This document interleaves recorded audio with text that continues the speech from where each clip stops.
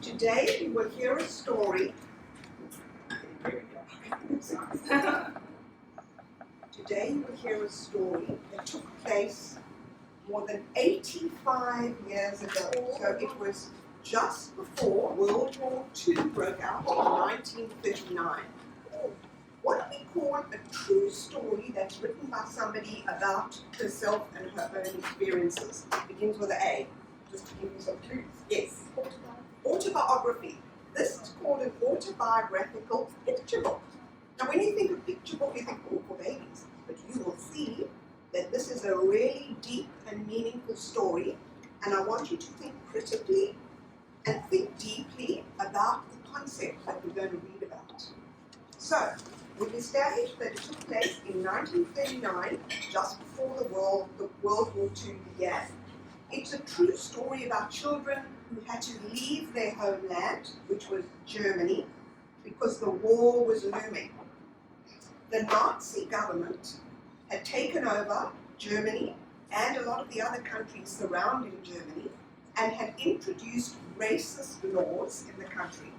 So people of the Jewish religion were deprived of all their rights and their freedoms as citizens. And I see over there you're learning about civics. So the new government that had taken over took away their privileges. And parents were very worried about what was going to happen to their children with a war that was about to start. Everybody knew that was happening. Back in England, which was called United Kingdom, because it was England, Scotland, Ireland, and Wales, a huge rescue operation began, where they were going to try and save as many children as possible, children under the age of 17, bring them from Germany and surrounding countries over to England to be looked after, to be fostered, to be cared for by families. But there was one condition: parents were not allowed. Children had to come alone. In the end, there were 10,000 children who were saved in a space of about 9 months. Then it stopped because the war broke out. This is the story written by Dorothy Sim about her experience, her rescue, and what happened to her when she came across to England. So, let's start. Let's go on. What do we call this little introduction, a summary at the beginning of a story, begins with a B? Yep, the blurb. Right. I was 7.5. Imagine how young. 7.5 when my visa was stamped on the 26th of July.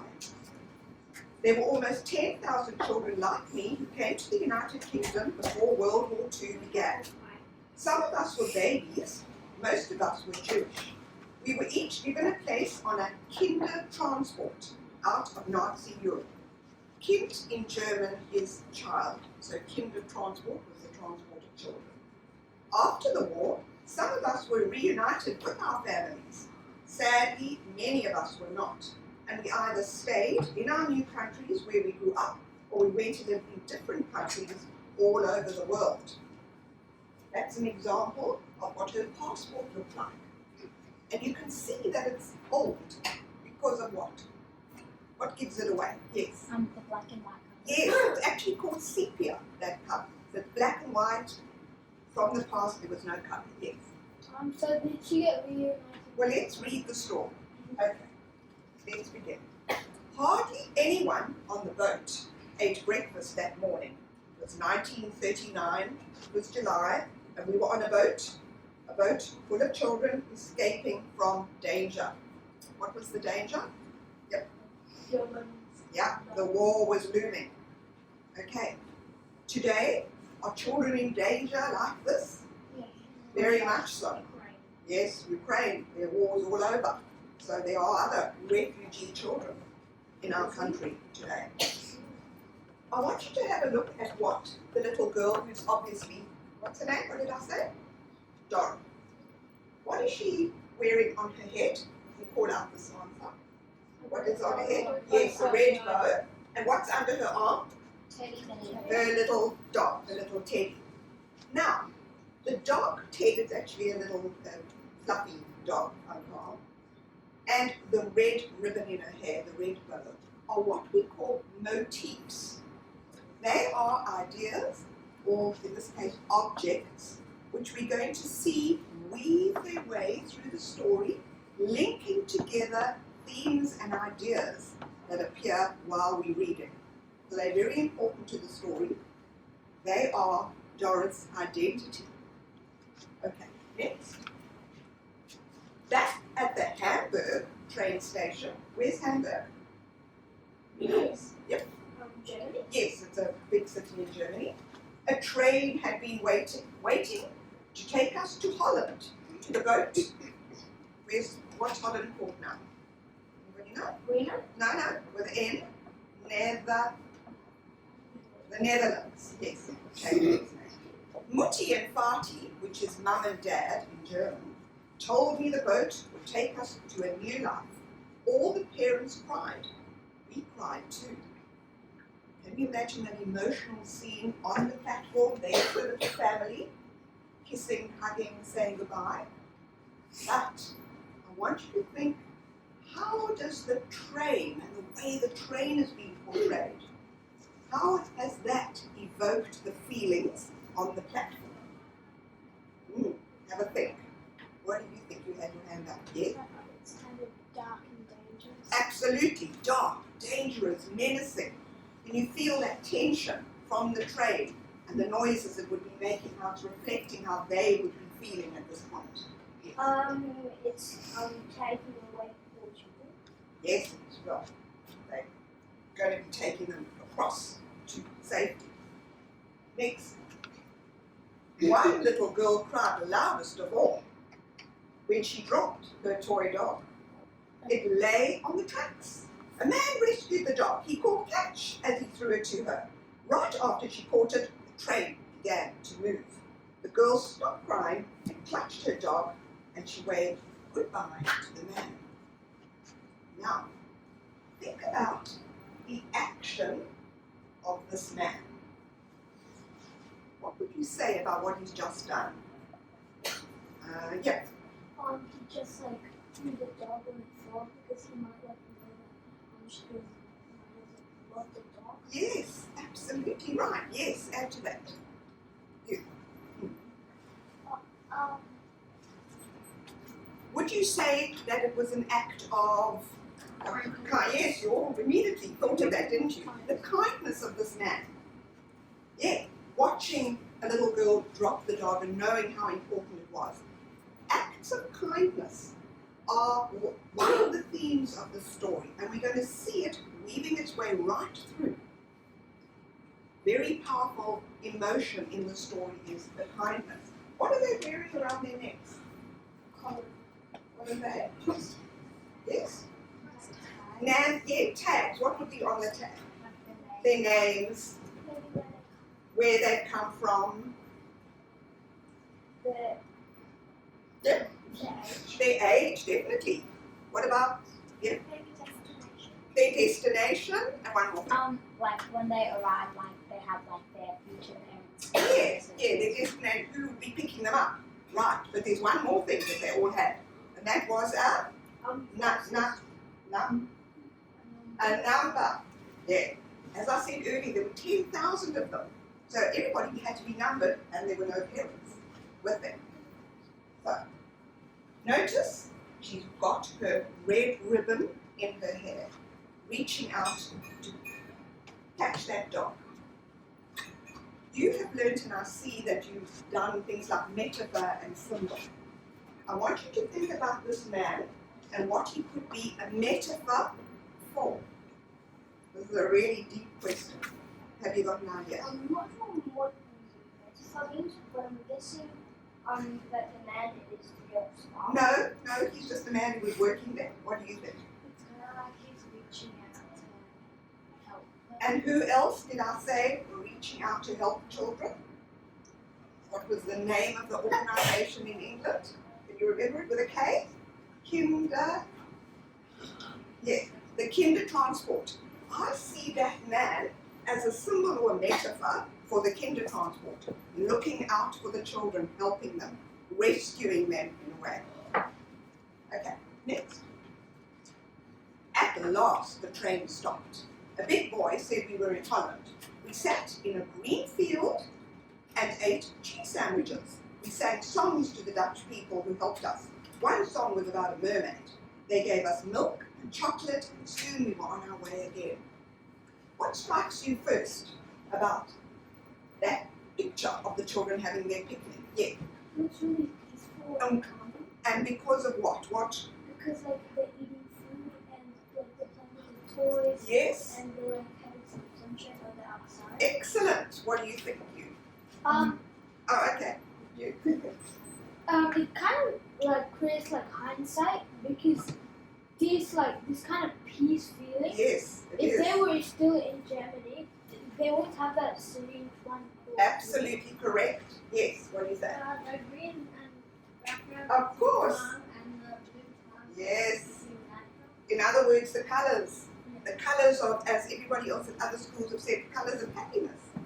Yellow and green, the bright colours. Especially what we've just seen with the dark station and the kids confined to the carriage. Yes? It was well cared because they got to drink milk and they were provided with Absolutely. food. So how does that tie in with the theme of kindness?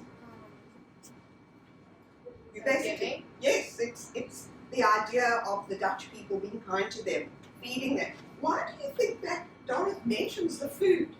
Why was that important at this point? Yes, everyone knows that, yes. Because it would be hard to playing around. Yes, definitely. Some more. Or because like they were in a train for a long time and they were probably, most of the children were probably crying like because of the food they hadn't had. Yes, perhaps because of their deprivations before they went on the King of Transport, food probably would have been scarce. And this is very nutritious food, isn't it? And luxury food, yes? Well, they're not all together 10,000. They were all together, they went in different stages over a 9-month period. Yeah, they're not 10,000 kids on one train. Yes. Yes, exactly right. And you can see they feel safe and secure. They've got smiley faces, she's put down the toy dog. What are our clues that we're in Holland now or in Netherlands? Yeah? Yes. Yes, because the toy dog gives you comfort, doesn't it? Yeah. What's that? That's the biggest clue. Yeah. The windmill. The windmill, and what are these flowers that come from Holland? Yeah. Begin with a T. Yeah. Tulips. Yeah. And the green fields, and you can see they're in Holland now. So they're moving on. They feel safe enough and secure enough that they can sing songs. Let's go. On the boat, it was strange sleeping without our parents. Only brothers and sisters knew anyone. At night, some children got lost. They left their cabins to look for the bathroom. Could not remember their way back. So they do normal, ordinary things like putting on their pajamas. But I want you to look at this last line, and I want you to think more deeply about what it could also mean. Not just, oh, I wonder if I'm in cabin 1 or cabin 3. What else could it mean? Yes. How they can remove their way Home, as in home. To their parents. their parents, their past lives. You've all put up your hand. Absolutely correct. That is what we call foreshadowing, where we're looking towards something without realizing that it's actually true. They are foreshadowing what's going to come. Okay, next. Then it was time to leave the boat. We wore name tags around our necks. There was a wooden bridge. Looking through the slats of the sea made me dizzy. I didn't want to move, but everyone behind pushed me. I shut my eyes, held the rail, shuffled forward with my eyes closed. At last, my feet touched the ground. That's when I started to cry. So, what's happened? We've had a change of point of view here. What point of view is this description written in? Do you know? Maybe like because she's never faced like big things or leaving a country without her parents, and she just wants her parents to be with her. Yes. Who knows what it's called, the point of view? Do you know? Yeah? First person. Yes, right, first person point of view. Correct. So, first person point of view here, it's about her now. Before it was a group of people all doing the same thing, all the children in the fields, on the carriages. Now it's up to her. The fact that it says, my feet touch the ground, you know what it means when you ground it? It means this is the reality going forward. So, here she's coming down. What is she carrying? What's that called? A suitcase. So, what's in the suitcase? Let's have some ideas. Yeah. Clothing? Shoes? Pictures of home. Absolutely. Photos of home, photos of family. Yeah. Blankets. Perhaps a blanket. Good idea. Toothbrushes, those kind of personal items. What else? Maybe like a shoe. Yes, she would have had shoes, and she did take shoes. Yes. Excellent sentimental items that each child would have had. Look, everybody had to have a suitcase that the parents packed the suitcase. And she's got her dog under her arm, she's got her label, she's got her red ribbon there. That's her starting her new life. The idea of the suitcase, everyone, is the first indication of practical items being put somewhere for safety.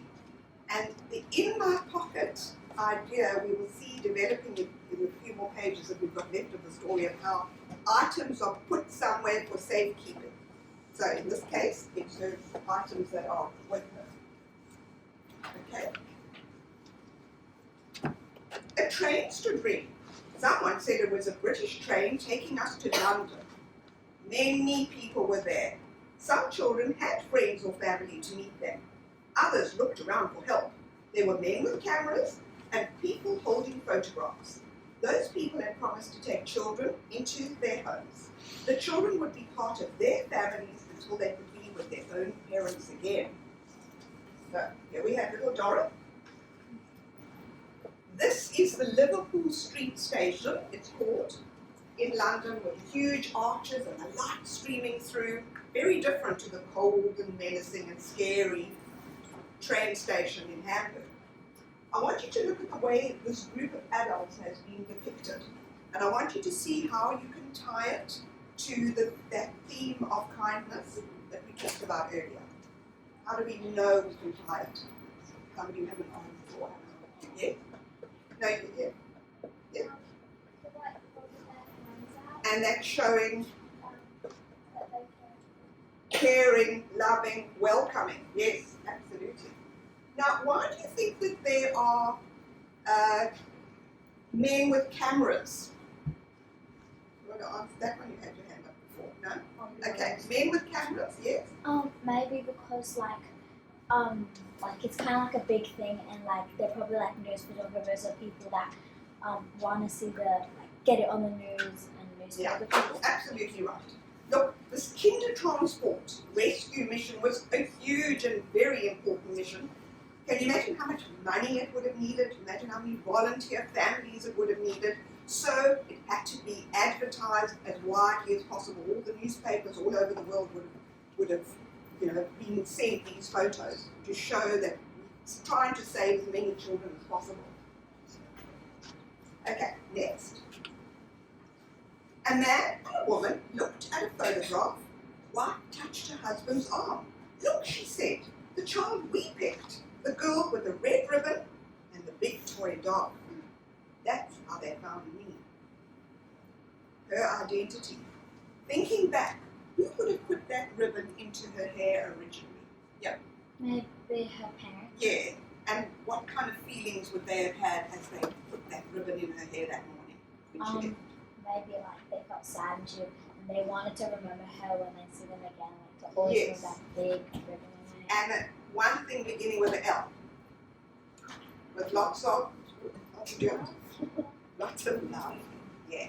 So this idea of the red ribbon representing love, it's weaving its way through. Now, this new family have picked her up, and she is wearing her red ribbon. Let's see what happens to it. Especially the fact that it's red, it kind of represents love. Absolutely, because the color red represents love. Did everybody hear that? Okay, next. Oh, hang on, one more question. Just go back. I want to ask you, why is this man down on his knees like that? Why wouldn't adult? Maybe so like she might not be as scared because like he's not a giant and because he also gets kids. Yeah, and what do we call it? Yes? You're down on your knee with a child who's making? Yeah? Eye level. Yeah, eye contact. Yeah, were you going to say that? Yeah, the eye contact. So that you're immediately forming a connection with the child, which is what he's doing. So let's see what he says to her. A man with them spoke German. That's her language. He said, Willkommen, Skoenekind. Welcome, beautiful child. Very beautiful words to say, isn't it? Or I could say in English, Dora, I have a handkerchief in my pocket. That's how I began to teach myself. Whenever I learned a new word, I put it in the same sentence. I have a dog in my pocket. I have a house in my pocket. I have a teacher in my pocket. What do you think of that way of learning English language? Yeah. Really? Yeah. It's very interesting. Interesting, isn't it? But is she literally putting the words in the pocket? No. What is she really doing? What does it mean that she's doing? Yeah. Like memorizing. Memorizing. So that pocket is in her brain, in her memory. So she's now starting to put things into somewhere else. The idea of the suitcase came first when we had physical items and practical, sentimental things being put into a case. Now we're getting words, but it's not going to be just words. All the new things she has to learn also has to go into the pocket, into the brain. Now, who knows, and if you do know, I'll be very happy, what kind of dog is that? Who am I going to ask first? Okay, you two girls. Terrier. And what kind? Do you know? It's also from a country, it's called with an S. Scottish Terrier.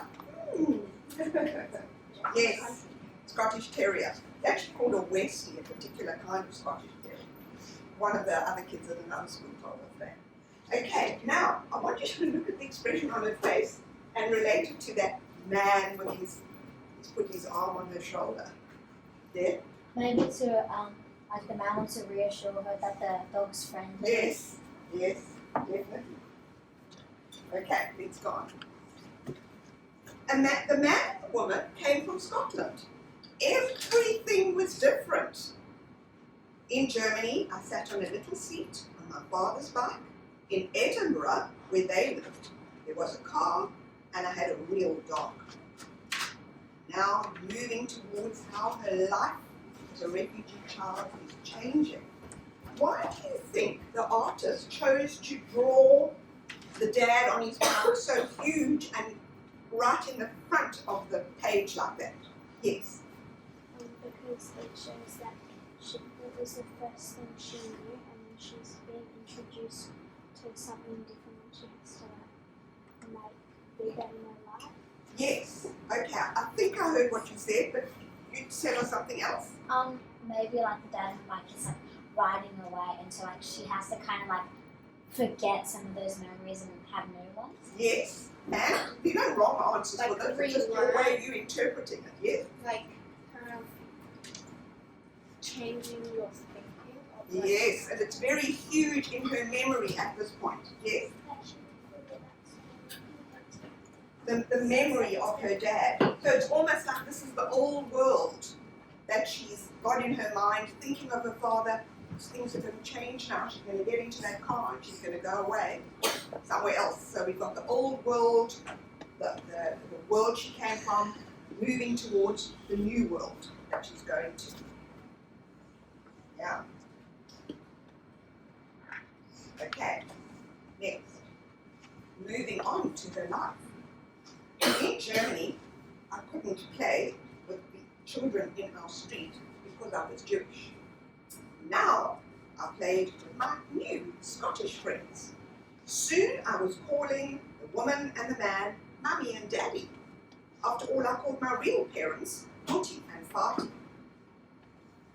So, things have really changed for Dora. I want you to look at how these children have been portrayed in that picture. What is it showing us about her new life? Yes. They look really happy, and what else do we see? Yes. Yes, and how they connected by? They're holding hands. Yes. I think this was intended, but the light colors are more to the left. I love it when somebody sees that. Look at the way the color moves from dark to light. So it's like past life, couldn't play with friends in the street, towards the light of the new life that she's got. Very good. Anything else? They're still not all the way. It does. What about the mummy and the daddy bit there? What can you make of that?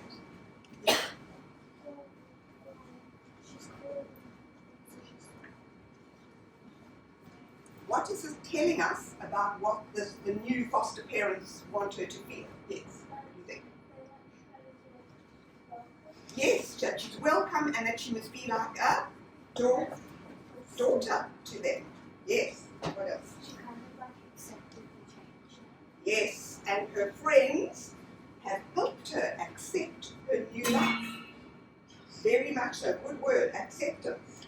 I like that. So, the friends are showing how to embrace and how to start a new life together.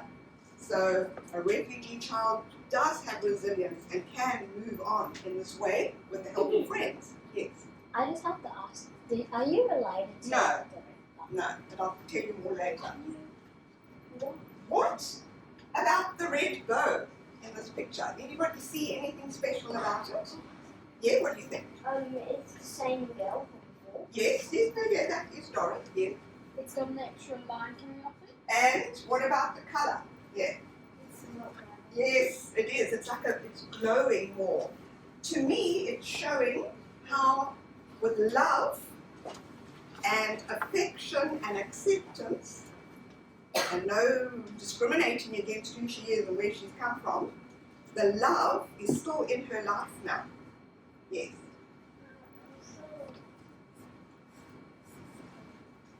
She doesn't have the dog in front. No, she doesn't. Okay, so let's turn over now. Hang on.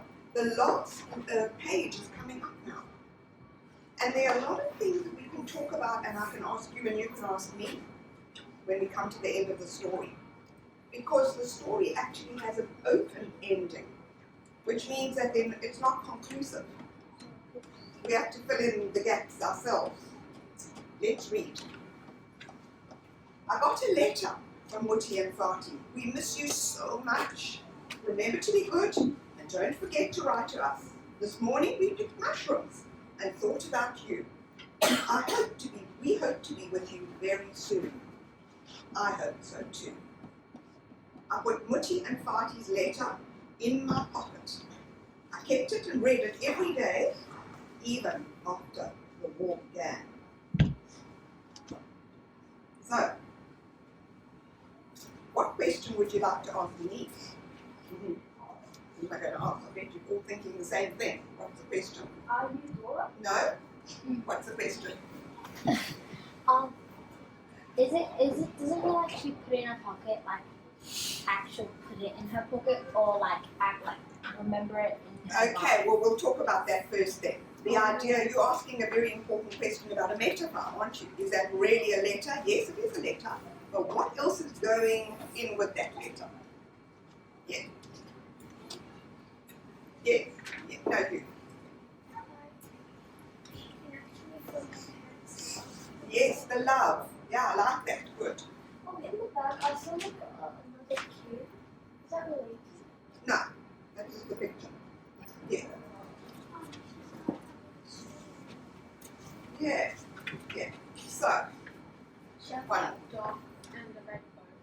yeah, she's still got the red bow. It's still part of her new life as well. The love from the real parents has travelled through now to part of her new life. The dog has become a real dog. What would that dog be a metaphor for? Yes, what do you think? Hopes and dreams come from you. Yeah, hopes and dreams in the form of family. perhaps, because that's giving her comfort. Nobody's Does asked me she the still- question yet that I asked you to ask me. Yes. Does she still have the dog, or did she does she still have the dog? Does she need the Well, dog? let's see. I'm going to show you a picture. Did her parents survive? Thank you for asking me that question. I usually find that that's the uppermost question in your minds. Did her parents, did she ever get reunited? Did they survive? The answer is no. No, the parents did not survive the war. It was a terrible war, 1939 to 1945. That Second World War, millions of people died. The parents died. But Dorothy herself was rescued, went to live in Scotland, lived a very happy life. She got married, she had 6 children. And, hang on a second, when she had finished having her children and had time, she wrote in my pocket. And she went around to schools, like I'm doing today, and I'm not related to her at all. Went around and she told the story to people. Why do you think she did that? What was the point of doing it? Yes, what do you think? Sure, but some people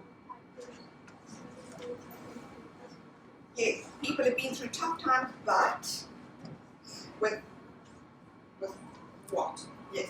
to teach children that they should be grateful, not blind, because in this Yeah, well, it could happen. Persecution and discrimination has terrible consequences. Yes. Did her parents find him to start the war? Late towards the end of the war. Yes.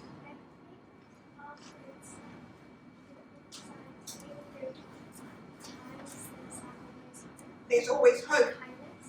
With kindness, there's always hope. Excellent point. There are no wrong answers here. We're just giving impressions. Yes. Is she alive today? She died a few years ago. Yes. You want to ask that question? Yes. Have you met her? Have you ever met her? Sorry, we're getting off the track now. We're still talking about why she wrote the book. Yes, one more answer. We'll answer it for you. Yes, excellent. One more. Okay, will you ask me that question when I'll show you the map? Yes. Isn't it like the kind of awesome message like Yes, it is. It's exactly right. You wanted to show people what can happen. Good answers. Okay, one more answer. Okay, let me ask you a few more questions. Oh, they've got so many excellent questions that I have to stop here. People, I want to just quickly talk about the theme of the act of kindness that we mentioned before. And I want you to tell me all the examples that you can think of acts of kindness in this book. The themes of acts of kindness. What was the first one? Yeah. Oh, okay, that's the biggest one of all. The kinder transport itself was an incredible act of altruism, which means kindness, with no strings attached. People gave money and took the children in. Yes. The man made the dog back to her. Yes, the station man. Yes. The welcoming of the people who became the new parents. Yes. Yes, the Dutch people who gave them food when they had their picnic. Another one?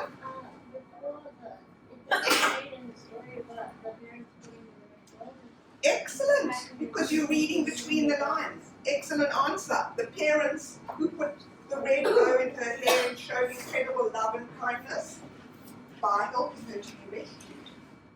Imagine how brave that would have been for parents. Yes. And new parents? New parents. Even welcoming her into our house. Absolutely correct. What about the man who spoke German to her? Yeah. Absolutely, I've been waiting for that one. The other children who accepted her and were kind and generous and welcomed her. Yes. Like the parents that, like her actual parents that sent her the letter. Yes, the parents who wrote. Absolutely, that's what they said, and we expanded on it. The idea of the symbol of the pocket, how it comes out with the letter at the end. Yes.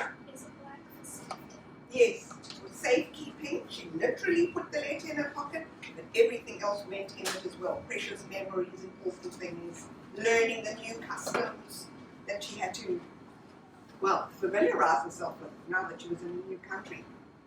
So, we are now going to have a look at a contemporary video. That means it was made now, but the words are all from the story.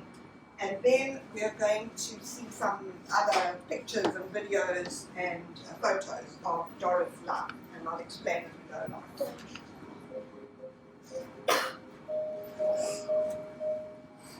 Dorrit Oppenheim was one of thousands of Jewish children who escaped from Nazi-occupied Europe on what became known as the Kinder Transport. She was 7.5 when she left Germany. Hundreds of British families agreed to become their foster parents, and over the next 9 months, nearly 10,000 unaccompanied children arrived. Like Dorrit, many would never see their parents again and stayed for the rest of their lives. Dorrit wrote a book about her journey. These are her words. Back at the Hamburg railway station, the train had been waiting. The parents cried. We cried too. On the boat, it was strange sleeping without our parents. A boat full of children escaping from danger. Then it was time to leave the boat. We wore name tags around our necks. I shuffled forward with my eyes closed. At last my feet touched the ground. That's when I started to cry.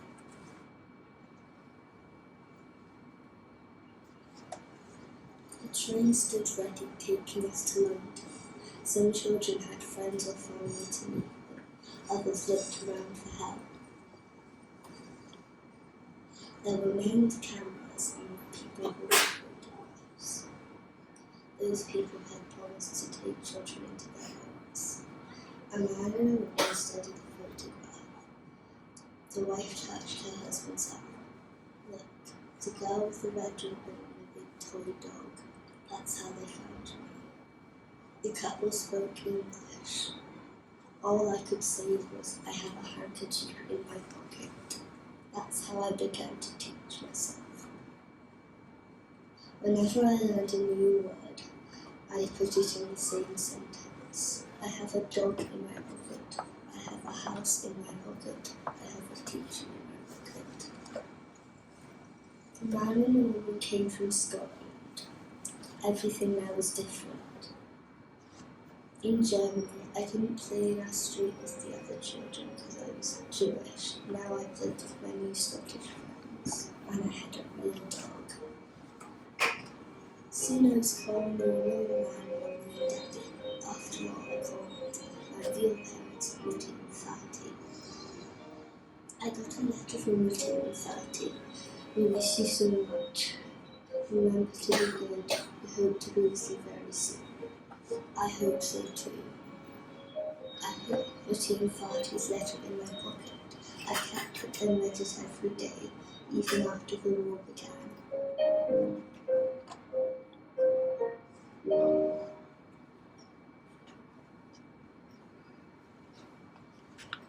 So, there's Doris with her red bow as a child, as a young woman, and then as an older lady. This is in the town of Kassel in Germany, where she was born with her real parents, Mutti and Vati, whose names were Gertrude and Hans. Oppenheim was her surname. There she is in her classroom before she went to live in England. Yeah, right on there. So I wanted to show you two little Kinder Transport children with their numbers. It's not Doris. That's how young some of them were without parents. And that is Isla, who is Doris' granddaughter, and she posed for the photo when the book came out. So these are travel documents. You know, every child had to be identified. So they needed a kind of a visa, documents, passports, documents to get them into England and to leave Germany. And they all had their own special number. I mentioned they had numbers around their necks. Hers was 8725. And what we're going to do, one of our activities is everyone's going to get a kind of an ID so that you can fill it yourself. We'll look like that. We'll do that later. So this is her real suitcase that she carried with her, we saw the picture. Nobody thought of the cutlery that she had in it. In those days, people used to give presents when babies were born with their name engraved. So hers has got Dorothy, and her parents wanted to put it in the suitcase. And that's her real little ski cap, it was called, and her dressing gown that went into the case. There are some photos of Dorothy growing up. Eli colorized these pictures because they were originally in black and white. And that's Droll. That's the real toy dog that came with her. There she is holding it. This picture is called a juxtaposition, and it's to show you contrasting images so that you can make connections between them. A refugee child from the late 1930s, and look, so similar. This is now. This child comes from the country with the Ukraine. Yeah. 85 years later, things haven't changed, have they? So, here is Australia, and the war was up there in Europe. This is what Europe looked like in 1939, just before the war broke out. Those were the borders. Now, I'm going to answer this boy's question in a minute. There's Kassel in Germany, where they left from, and the parents took her up to the Hamburg train station, where she got onto the train. Right across Holland to the Hoek of Holland, that's where they stopped and had that picnic. Hoek of Holland, which is Rotterdam, they got onto a boat, which took them across the English Channel to Harwich, which is in England, where they got onto another train, and that train took them to London. They got off at the Liverpool Street station, and that's where the family was there to meet them, and they went in the car all the way up to Edinburgh. My question here is, how long, and you're going to give me the first answer, how long do you think that took? Okay, hands up for any ideas. We'll just take a few. Yes. 2 days. 2 days? 2 weeks. 2 weeks? A month. A month? 2 months. 2 months? 5 days. 5 days? 1 week. 1 week? 3 days? 4 days. Okay. Well, I have not come across a class who was so good.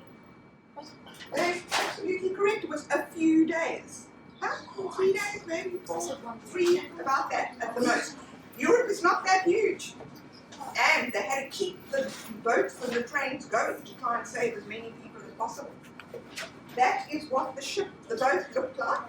No wonder they got lost. It was very big. And this is a real photograph that was in all the newspapers. This is one of the most famous photos of children arriving at the stations. Liverpool Street Station there, and that's what it looks like now, light and airy. And this is to show you how accurately the artist's impression of it was. It looks just like that in this film. This is King Charles, who's going to make an important speech in the German Parliament. Tomorrow we will once again stand with the people of Germany in solemn remembrance. In Hamburg, I will pay my respects at the memorial to the Kindertrust, which 85 years ago saved the lives of more than 10,000 Jewish children from Nazism and gave them safer passage to new lives.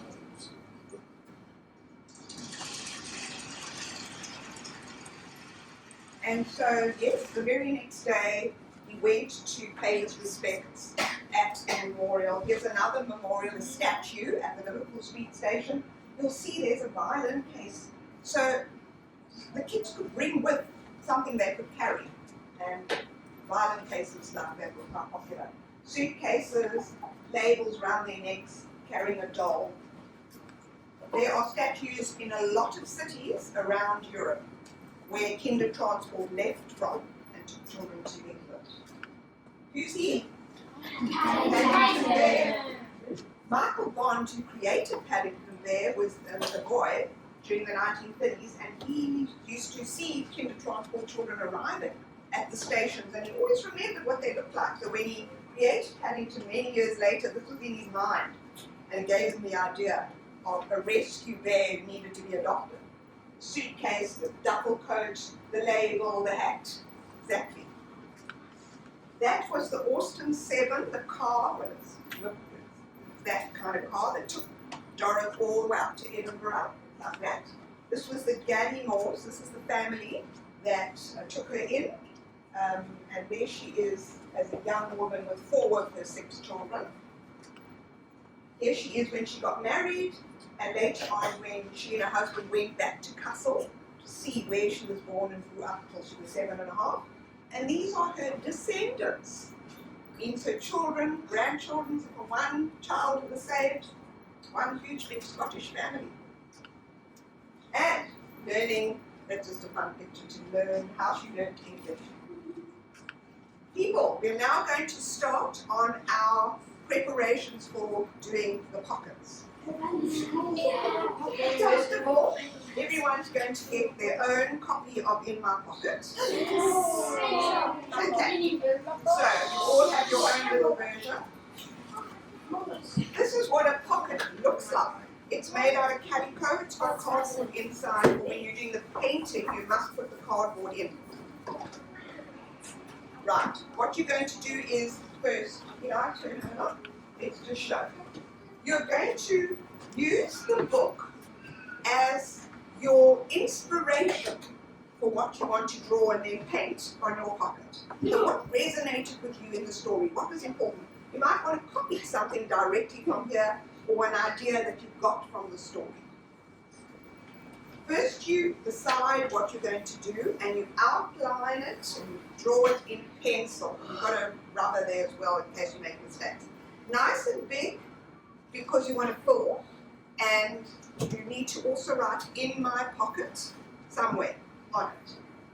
Once you've done your pencil, you then do black marker outline, but you must ask us first, your teacher and us, if we're satisfied with what you've done. You might have forgotten to write In My Pocket.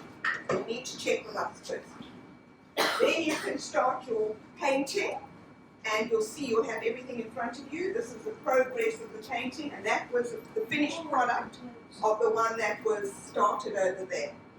This effect over here is done with sponging, and we're going to explain to you a little bit later how to use the sponge. You don't use it straight away, that's what it looks like. Everyone's got on their table one of these as well. This is so that you can mix paints in case you're not happy with the 2, 4, 6, 8, 10 colours you've got there.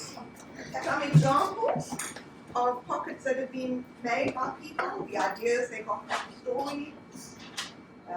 We'll leave that page on when we finish. Those are class groups that in 2 hours you 6 did some fantastic pockets.